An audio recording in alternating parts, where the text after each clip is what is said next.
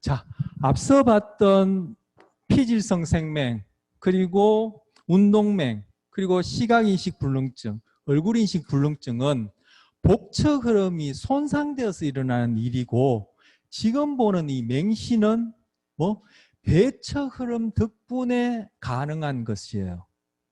이거는 배척 흐름이 손상되어서 일어나는 일이 아니고 배척 흐름만 정상적으로 작동하고 복척 흐름과 관련해서는 색깔이 되었던 형태가 되었던 움직임이 되었던 전혀 대상인식이 안 되는 경우를 얘기하는 거예요. 그래서 제가 아까 피해서 걸어간다 이런 얘기도 했고 뭘 건네주면 받아요. 그래서 이 여자분이 지금 바로 이 맹시 현상을 갖고 있는데 검사하는 사람이 네모난 판지 같은데 이것을 이렇게 내밀어요. 그러면은 여기에도 그런 얘기가 나와 있는지 모르겠지만 그 사례에 보면은 안 보이니까 말 그대로 대상 인식이 안 되니까 손을 내면서 받으려고 하지 않고 저항을 해요. 안 받으려고 그래요. 그래도 받아보라고 하면은 받을 때 꼭 보이는 사람 받는 것처럼 턱석 받아요. 뭐 더듬거리는 것이 꼭 보이는 것처럼 받아요. 앞에 보이는 저 홈에다가 집어 넣어보라고요. 당연히 저 홈이 보이겠어요? 홈뿐만 아니라 앞에 보이는 저런 게 보이겠어요? 안 보인단 말이에요. 그런데 거기에다가 어떻게 꼭 보이는 사람처럼 이 지금 이 홈이 약간 기울어져 있는데 이 안에 이 홈이 있는 이 원판이 뱅뱅뱅 돌아가요. 예, 똑바로 세울 수도 있고 이렇게 돌릴 수도 있고 이렇게 돌릴 수도 있고 뱅뱅뱅 돌릴 수 있는데 지금 이 그림상에는 기울어지게 해놨는데 이 판자를 기울어진 거기다 속 집어넣어요. 우체통에 편지 넣듯이. 이게 맹시 현상이에요. 그래서 이 옆에 이 그림은 뭐냐면은 이 홈을 이렇게 수직으로 세워놨을 때 이 여자분 DF한테 당신이 이 홈이 어떻게 보이는지 이 원에다가 그려보라고요. 그 방향에 맞게끔 선을 그어보라고요. 선을 그은 게 이런 식으로 걷는 거예요. 방향이 없죠? 안 보이니까 추측으로 그냥 막 그려놓는 거죠. 그런데 여러분이나 저 같은 경우에 그리를 하면은 이 홈이 지금 이렇게 기울어진 게 아니라 이렇게 고추 섰을 때, 수직으로 됐을 때 그 방향에 맞게, 이 원의 방향에 맞게 그어보라면 이렇게 걷겠죠? 이건 지금 여러 선이 있는데 이거는 각자 다른 사람이 그어본 거예요. 지금 여러분한테 한 명씩 나와서 그어보라면 이런 식으로 그었겠죠? 다 일직선으로.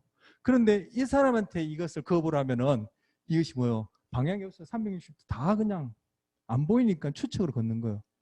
자, 보이는 여러분한테 이제 판지를 주고 이 홈이 똑바로 쓰였을 때 이걸 넣어보라고 하면은 판지를 집어넣는 이걸 촬영을 해가지고 이 원에다가 그어보는 거예요. 하면 당연히 이 홈이 고쳐 썼으니까 판지는 이게 보는 것하고 이게 판지의 방향이 일치해요. 정상인들 이쪽 여러분이나 저 같은 경우에.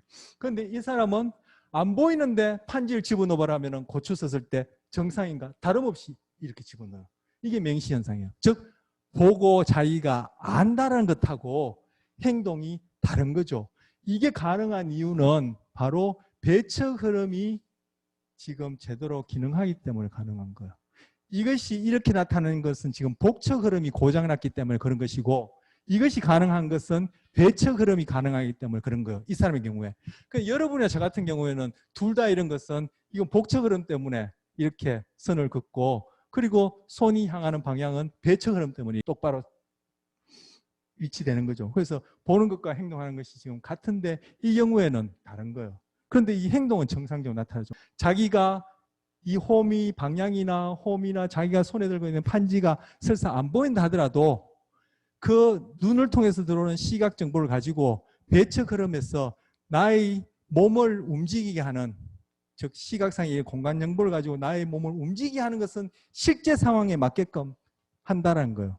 본인은 그것이 보여지는지 어떤지 고추 썼는지 기울어졌는지 모를지라도 다른 동물들 같은 경우에는 이 복척 흐름 우리가 소위 본다라고 하는 이 경험에 해당하는 것이 우리보다는 덜 하겠죠. 우리만큼 그렇게 본다라는 것을 경험하지는 못할 거예요. 색깔이 되었던 모양이 되었던 것이 움직임이 되었던 그렇지만 그네들이 포식자를 피하고 잡아먹고 구애도 하고 새끼 낳고 기르고하는 것은 바로 시각을 통한 감각은 이 부분 배척 흐름에 해당하는 것에 의존해서 그 삶을 유지하고 종족을 번식하고 유지하고 하는 것이 가능한 거죠. 여러 가지 예가 있겠습니다만 하나 지금 생각나는 게 깡총거미라는 게 있어요. 깡총거미. 보통 거미는 이렇게 집을 이렇게 지어놓고 딱 기다리고 있잖아요. 깡총거미는 거미집을 짓지 않아요. 나뭇가지에 딱 앉아 있다가 자기가 먹잇감이 지나가면은 지금까지 이렇게 날아온 궤적을 가지고 앞으로 날아갈 궤적을 계산해서 자기 거리를 계산해서 홀짝 뛰어서 잡아먹어요. 그거 어떻게 할 것 같아요? 그 인공지능으로 구현하면 지금 구현 금방 할 수 있을 거예요. 하지만 걔네들이 뇌가 있는 것도 아니고 척수가 있는 것도 아니고 분명히 신경계는 있지만 그런 생물학적으로 주어진 시스템이 그만큼 정교하다, 신기하다. 우리가 보기에는 아무것도 안 것 같지만 야구 선수들은 이제 귀신같이 하죠. 날아오는 공을 그냥 탁 뛰어서 궤적을 계산해 잡지만 여름에 저 같은 경우에는 잡아라면은 날아오는데 글러브 올라가고 오기 전에 글러브 갖고 저만큼 떨어지는데 여기서 잡고 지나가 버리고 이럴 거예요. 자꾸 연습을 하면은 배척 흐름이 가소성에 의해서 그러한 행동을 할 수 있게끔 변화되는데 그런 깡총거미 같은 경우에는 물론 타고난 것도 있고 자꾸 그런 식으로 먹이를 잡다 보면 더 잘 잡겠지만 어쨌든 그것이 생물학적으로 시스템이 되는 거예요. 자, 인간의 다른 동물들 같은 경우에는 상대적으로 시각 정보를 이용해서 살아가는 데 있어서는 배척 흐름에 해당하는 그러한 정보에 더 많이 의존해 있는 거죠. 그런데 우리는 바로 이 부분에 해당하는 즉 복척 흐름과 관련해서 대상인식에 더 많이 의존해 있는 거죠. 상대적으로. 그리고 그것이 전부인 줄 알기 때문에 아까 원의 크기가 한쪽은 커 보이고 작아 보이는 것처럼 보여서 우리는 그렇게 행동하는데 막상 보면은 그 원이 같은 원이다. 이렇게 되는 거죠. 그 원 대신 내가 경험하는 모든 사건을 거기다 집어넣어서 그렇게 생각해 볼 수 있단 말이에요. 걸리는 것, 보이는 것, 맛보는 것, 결국 내가 의식할 수 있는 것이 전부인 것처럼 보이지만 그 아래 부분이 더 중요할 수 있다. 그리고 다른 동물들은 상대적으로 거기에 더 많이 의존해서 그렇게 살아왔고 살아간다. 아까 얘기했던 걸 지금 시각에 국한해서 적용해 보는 거예요. DF는 긴 틈새의 방향을 보거나 그것을 손에 든 카드의 방향과 맞출 수 없었다. 나이가 같은 건강한 피험자와 비교해보라. 저 위에 줄. 그러나 카드를 붙이는 데는 문제가 없었다. 그녀는 재빨리 손을 적절한 방향으로 돌려서 카드를 집어넣었다. 아랫줄 2개. 다르지 않다. 그걸 지금 이제 그림 설명에서 얘기를 하고 있고요. 자, 이제 세 번째. 배척 경로. 바로 행동 조절과 관련된 거. 뭐 시각을 통해서 들어오는 정보를 가지고 행동을 조절하는 거예요. 다른 감각을 통해서도 행동 조절을 해요. 행동 조절은 다 시각만을 한다는 뜻이 아니라 지금 우리 오늘 시각에 관해서 배우는데 시각 안에서 대상인식이 있고 행동 조절이 있는데 바로 배척 경로는 행동 조절과 관련된 처지를 한다. 그런데 그것을 뭐 별명이 where pathway, 어디 경로, how pathway, 어떻게 경로를 본다. how pathway는 왜 how pathway를 하냐면 내가 어떻게 그 대상과의 관계 속에서 내가 행동을 하지 이런 의미로 how pathway를 부르고 결국 그 대상이 나의 상대적인 공간상에서의 위치가 어떻게 되지 해서 where pathway 이렇게 부르는 거예요. 그래서 배척 경로의 기능과 관련해서 붙인 이름이죠. 어디 경로, 어떻게 경로. 바로 배척 경로가 이러한 역할을 하기 때문에 조금 전에 얘기한 그런 맹시 현상이 가능한 거죠. 복척 경로가 망가지더라도. 그래서 안 보이는데 블라인드인데 행동하는 거 보면은 보이는 것처럼 사이트. 그래서 블라인드 사이트. 그걸 번역하기를 맹시 이렇게 번역한 거예요. 그래서 지금 행동 조절, 어디 경로, 어떻게 경로를 다시 풀어서 쓴 말이에요. 바로 시선 유도 움직임. 시선, 즉 시각을 통해서 들어오는 정보를 가지고 움직임을 유도한다. 비주얼리. 시각으로 가이드, 안내받는 움직임인데 이 가이드 받는 과정은 우리가 의식하지 못한다는 거죠. 그래서 맹시 현상이 가능한 거예요.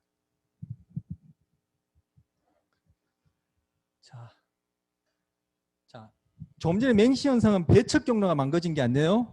헷갈릴 것 같아서 제가 2번 강조하고 이제 배척 경로가 망가진 경우를 보겠어요. 지금 여기 내용은 뭐냐면은 복척 경로는 멀쩡해요. 그래서 아까 형태나 색깔이나 위치 이런 거는 보는데 배척 경로가 망가졌어요. 그럼 어떤 현상이 일어나느냐?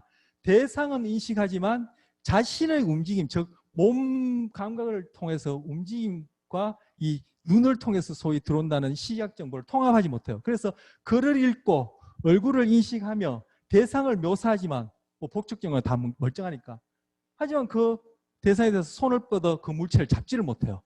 배척 경로. 아까 visually guided movement는 안 되는 거죠. 그리고 걸어가면서 눈에 보이는 것을 묘사하지만 물체의 위치를 몰라서 부딪힌다. 아까 맹시하고는 완전 반대죠. 맹시는 이게 안 보이는데 부딪히지 않고 딱 걸어가는데 이게 완전히 맹시하고 반대되는 경우죠. 요 같은 경우에 지금 배척 경로 손상은 걸어가면서 눈에 보이는 것을 묘사하지만 물체의 위치를 몰라서 부딪힌다.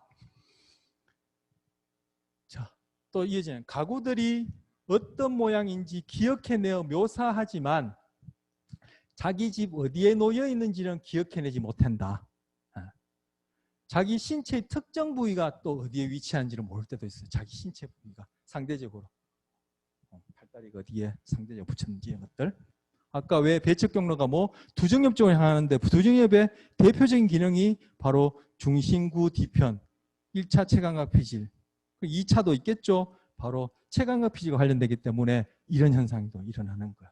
신경계의 기본 원리 이건 다 해당하는 거예요. 오늘 본 내용뿐만 아니라 다른 감각에도 그렇고 이게 말 그대로 기본이니까 어디든지 다 해당하는 내용이에요.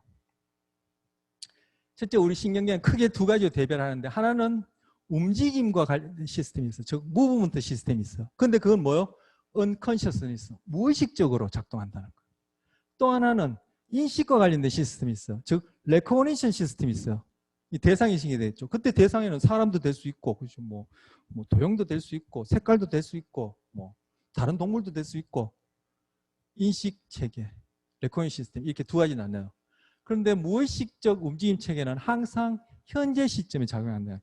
순간순간 일어나는 그 상황에서 내 움직임이 어떻게 될지를 지금 시각과 관련해서 보자면 visually guided 받고 무의식적으로 우리 움직임을 그렇게 가능하게 해서는 항상 현재 시점에서 작용한다. 그리고 지금 진행 중인 감각 입력에 대한 반응이다. 그런데 그것이 우리가 아까 그 개념적으로 재인한다고 했는데 말 그대로 의식적으로 자각할 수 있는 그런 시스템을 넘어오면은 우리는 이제는 당장 이 순간에 경험하는 현실이 아니더라도 우리 소위 정신적으로 심리적으로 그것을 조작할 수 있어. 그것이 바로 가상현실 세계인 거죠. 가상현실 세계 하면은 AI, 컴퓨터, 뭐 로봇 뭐 이런 걸 저는 떠올리기 쉬운데 우리에게 언어라는 것이 주어지고 이러한 개념적 인식을 할 수 있는 순간부터 우리는 가상세계에 있는 거예요. 여러분이 미래를 상상하는 거 그건 뭐예요? 가상세계죠. 안 일어난 일이잖아요. 그런데 지금까지 경험을 통해서 생각해 보는 거잖아요. 그리고 타인의 어떤 그러한 아까 얘기한 뭐 정서라든지 반응이라든지 이런 걸 살펴보고 아, 저 사람이 지금 어떠한 생각을 하고 있구나. 나를 좋아하는구나, 싫어하는구나. 앞으로 어떻게 할 거니까 내가 그에 대해서 어떻게 행동하면 저 사람한테 뭐 잘 보이겠다. 이런 것도 뭐요? 일어나지 않은 일이에요. Here and now. 현재 시점이 아닌 것은 뭐요? 가상세계를 우리가 시뮬레이션 해보는 거죠. 그래서 우리는 벌써 우리에게 이러한 의식할 수 있는 자각 이런 능력이 주어지는 순간부터 우리는 가상세계를 경험하고 있는 그것을 어떻게 다른 식으로 구현했죠. 뭐 컴퓨터를 구현했죠. 그 차이인 거예요. 여러분 꿈꾸죠. 여러분 꿈꿀 때 나는 꿈꾼다라는 것을 아는 사람 있나요? 여러분 오늘 자기 전에 나는 오늘 꿈을 꾸게 되면 반드시 꿈속에서 나는 이 꿈이라는 것을 내가 확인할 거야라고 기도하고 자도 여러분 꿈꿀 때는 꿈꾸는지 몰라요. 뭐 깨어나면 꿈인 건지 알죠. 그런데 그 예외가 있어요. 루시드 드림이라고 들어봤어요?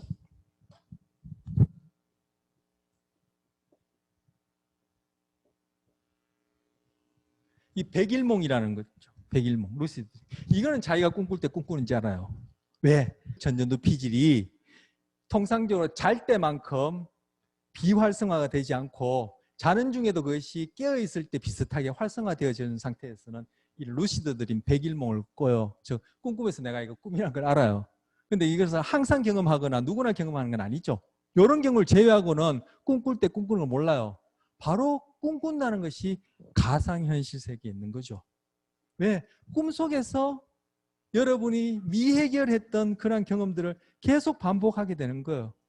여러분들이 의식하는 중에 생활하면서 성공적으로 해결했던 일, 소위 내가 잘 적응했던 일, 이런 것들은 꿈에 잘 나타난다. 꿈속에 굉장히 기뻤던 일을 한 번, 두 번, 세 번, 네 번 반복해서 꾸는 경우는 없어요. 간혹 한두 번이지. 그걸 깨어있을 때 한번 경험하고 나면 그 꿈으로 잘 안 이어지는데, 꿈은 어떠냐? 대부분 다 기분 나쁘고 불편하고 뭐 안 되고 도망가는데 안 도망가지고 뭐 잡히고 뭐 이런 꿈 꾸죠. 그게 결국은 그것이 또 상징화되어서 나타날 수도 있지만 어쨌든 그것이 내가 살아가는 동안에 깨어있는 동안에 안 풀렸던 문제를 계속 그 꿈이라는 이런 뭐의 가상현실 속에서 계속 반복해서 어쨌든 그걸 해결하고 싶어 하는 거예요. 그래서 우리가 언어가 있다, 그리고 꿈을 꾼다는 것이 벌써 우리는 가상세계에 들어가 있는 거예요. 근데 인간만 있냐? 다른 동물들도 인간이 꿈꾸는 것과 유사한 뇌의 상태를 보인다고 하거든요. 다른 동물들의 가상현실이 있다고 추측해 볼 수 있는 거죠. 그래서 가상현실을 지금처럼 뭐 컴퓨터, 뭐 그죠, 뭐 로봇 여기에만 국한된 일이 아니라는 걸 제가 얘기해 주고 싶어서 하는 거예요. 그것이 가능한 것이 바로 이쪽과 관련된 게 가능한 거예요. 뭐 가상현실은 바로 일어나는 일이 아니란 말이에요. 그죠? 이쪽과 가능한데 다른 동물들은 상대적으로 저쪽 부분에 많이 의존해서 살아가니까 우리보다는 가상현실과 관련된 그런 경험들이 없거나 적겠죠. 우리는 이쪽이 상대적으로 많이 전문화 발달됐기 때문에 그것이 실제적으로 구현된 게 바로 AI 이런 것들이 되어지는 거예요.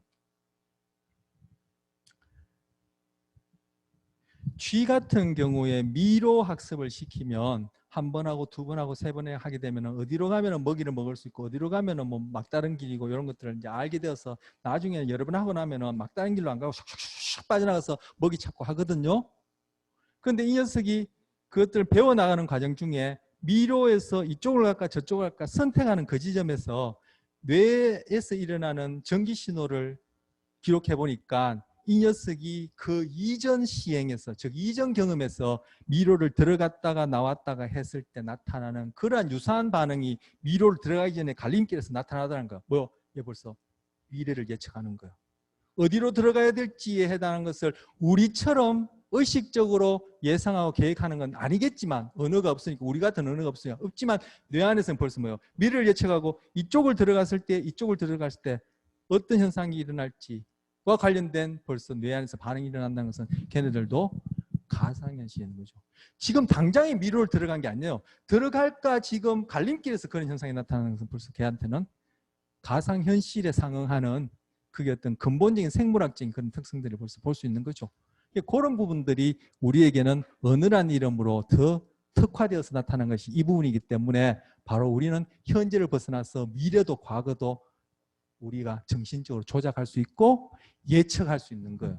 그런데 그 예측이 항상 맞는 것이 아니라 이제 일루전, 시각과 관련해서는 착시, 그리고 다른 감각과 관련해서도 그렇고 아까 자아 개념이니 자아 존중감과 관련해서 그렇게 착각이 일어날 수 있다는 얘기를 한 거예요. 아까 원의 크기가 달라 보이는 것처럼.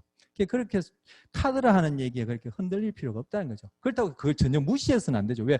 내가 혼자서 살아가는 세상이 아니기 때문에 그것도 고려하지만 거기에 내가 너무 그렇게 100% 방점을 둘서는 안 된다. 그렇게 얘기를 한 거예요. 자, 의식적 기억의 기초가 되어진다. 얘기하는 거예요. 테니스를 치면서 아니면 여러분이 몸으로 하는 뭔가를 하면서 피아노를 치면서 바이올린을 켜면서 아니면 요리를 하면서 축구를 하면서 몸으로 하는 그 하나하나를 생각하면서 한번 해보세요. 잘 안 돼요. 복적 흐름의 정보가 배적 흐름 정보를 방해하는 거죠. 위쪽은 뭐 무의식 중에 자동화되어서 나타나는 현상인데 이러한 복적 흐름의 정보가 그것을 인터럽트 시키기 때문에 오히려 몸을 통해서 자동화되어서 일어나는 그 경우에는 이러한 인식체계 부분의 정보를 버려야 되는 거예요. 즉 의식적으로 그 행동, 몸이 움직임에 대해서 내 생각을 버려야지만이 몸이 더 잘 자동적으로 움직이는 거예요. 물론 그렇게 자동적으로 잘 반응을 하려면은 시각을 통해서든 청각을 통해서든 촉각을 통해서든 어떻게 잘 반응하려면 많은 훈련을 해야죠. 그래서 우리가 배웠던 가소성에 의해서 배척 흐름이 그러한 감각들을 통해서 그냥 자동적으로 술술술 풀리는 만큼 연습을 해야 되는 거예요. 그게 스포츠 선수들이 하는 거예요. 농구 선수 뒤로 던졌는데 들어가요. 눈 감고 던졌는데 들어가요. 아까도 얘기했잖아요. 조성진 씨 같은 게 2시간, 1시간 반을 피아노를 쳐요. 1초에 그 건반을 몇 개 두드리겠어요? 한두 개 아니에요. 한두 개만 하더라도 그걸 몇 시간 친다면 그게 수천 개 둘 텐데 보고 하나요? 의식적으로 하나요? 아니죠. 처음에는 그거 배우려면 도레미파 해야 될 거야. 자꾸 하다 보면 나중에 그러한 몸으로 하는 그런 행동이 배척 흐름에 전적으로 맡겨져서 깡총거미가 아까 우리처럼 의식적으로 계산하고 자각해서 뛰는 것이 아닌데 그 벌레를 궤적을 다 고려해서 잡는 것처럼 그런 식으로 피아노 치고 그런 식으로 야구공도 치고 잡고 넣고 차고 바이올린도 켜고 그렇게 하는 거예요. 요리도 처음 별 땐 그거 뭐 몇 스푼 순서 하지만 자꾸 하다 보면 그냥 자동화 되는 거예요. 그런 사람한테 너 지금 하는 건 그건 뭐 얼마 넣었니? 그 전에는 뭐하고 다음에는 뭐하니? 얘기하면서 하라면은 못해요. 왜? 이 복측과 관련된 의식적인 정보가 그러한 자동화된 그러한 운동 처리 정보를 방해해버리기 때문에 행동이 더 오히려 무뎌지고 실수가 일어나요. 그래서 이 부분과 관련된 뇌과학자가 하는 얘기입니다. 노력하지 마라. 일부러 하지 마라. 일부러 하면 안 된다. 하거나 말거나. 그게 뭐예요? 내 몸에 맡긴다는 거예요. 그래서 아까 제가 정서를 얘기한 거예요. 정서는 곧장 행동 반응을 이어지니까 거기에 내가 좀 더 눈이 생기면은 나한테 뭐가 맞고 내가 뭘 하고 싶은지 잘 알 수 있는데 아까 테니스를 치면서 요리를 하면서 피아노를 치면서 자꾸 이 내가 의식적으로 아는 이런 부분에 치중하다 보면은 이 몸이 뭘 원하는지 몸이 어떠한 행동을 자동적으로 잘 해는지 할 수 있는지를 방해하기 때문에 이것이 잘 안 되어지는 것처럼 내가 평소에 살아갈 때도 카더라 좋다더라 이거에서 그렇게 움직이게 되면은 정말 나 안에 타고난 기질, 내가 원하는 정서, 가치 이거에서 내가 뭘 하고 싶은지를 자꾸 놓쳐버리고 자꾸 착각에 의해서 또는 아까 원이 그죠? 배경이 어떠냐에 따라 크고 작아 보이는 것처럼 작거나 크게 보이는 것처럼 그런 식의 우리의 판단이나 행동이 일어날 수 있다는 거예요. 그래서 그 사격하는 사람이나 활 쏘는 사람들 마음을 버리고 하라는 게 바로 이 복척 흐름을 내려놓고 배척 흐름에 맡기라는 거예요. 배척 흐름에 또 집중해서는 안 돼요. 말 그대로 몸이 하도록 풀어주는 거예요. 그렇게 해서 발레도 하고 그렇게 스포츠 높이 뛰기도 하고 볼도 집어넣고 공도 차고 하는 거예요. 그 발레하는 사람이 하나하나 그 다 외워서 하겠어요? 아니란 말이에요. 근데 우리 안에도 있어. 여러분 뭐 머리 감고 양치질 할 때 여러분 오늘 양치질 할 때 이거 몇 번 하는지 어디부터 순서를 하는지 한번 해봐요. 이 양치질이 어색하고 잘 안 될 거예요. 우리한테 그런 것들이 있는데 여러분이 앞으로 하게 되는 일에 그렇게 자꾸 몸이 배우게 되면은 전문성이 생기면은 이제 다른 사람과 달리 세상에 이런 일이 나오는 그런 이제 행동을 하는 거죠.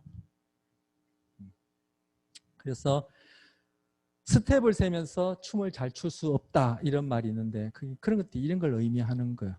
서양에서는 소위 히랍 철학이 그 뿌리라고 얘기한 서양에서는 우리의 이성 상대적으로 오늘 신경계 기본 원리와 관련해서는 이 부분에 더 많은 관심을 두고 이것이 인간의 어떤 본질이라고 그렇게 생각하고 인간을 이해해왔어요.